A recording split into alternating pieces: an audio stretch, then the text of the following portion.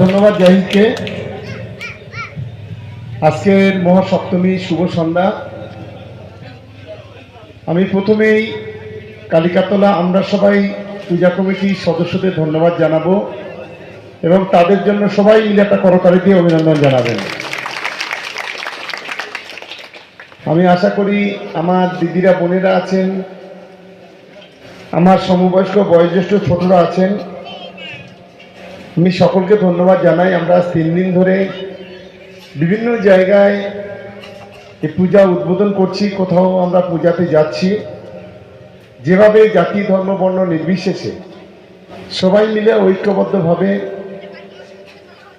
এই বাংলাতে শান্তির যে পরিবেশ তৈরি করেছেন তার জন্য আমি সকলকে ধন্যবাদ, সকলকে অভিনন্দন, সকলকে ভালোবাসা জানাই। ধন্যবাদ জানাই মাননীয় মুখ্যমন্ত্রীকে। দিদি আজকের পূজা করার জন্য যে আর্থিকভাবে সাহায্য করছেন, বিদ্যুতের চার্জ ফ্রি করে দিচ্ছেন, রেজিস্ট্রেশন ফ্রি করে দিচ্ছেন, এটা একটা অনেক বড় পাওনা।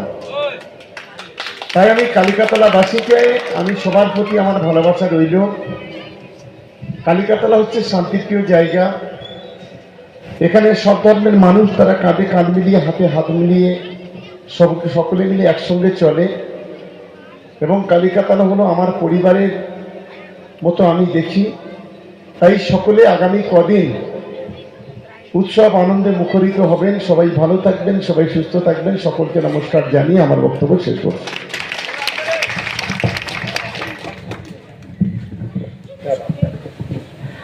আমাদের প্রিয় দাদা আমাদের কালিকাতলাবাসীর পূজার উপহার দিয়েছেন, তৎসহ সারা বিধানসভায় ভাঙড় এবং আমাদের ক্যানিং পূর্ব বিধানসভায় তিনি সকলকে উপহার দিয়েছেন।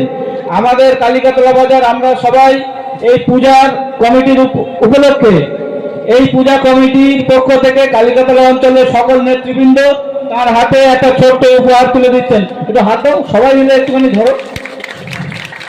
সকলে মিলে আমরা দাদার